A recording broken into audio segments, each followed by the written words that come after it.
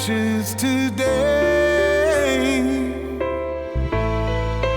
Never forget my sense of fear and threat.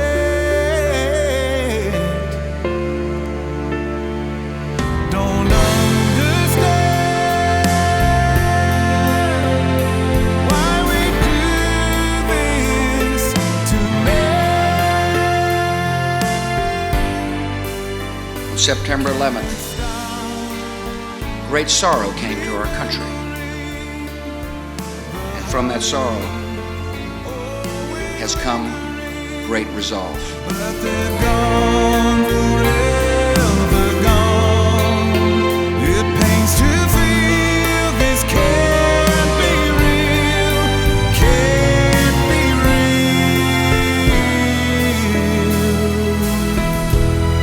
The faces of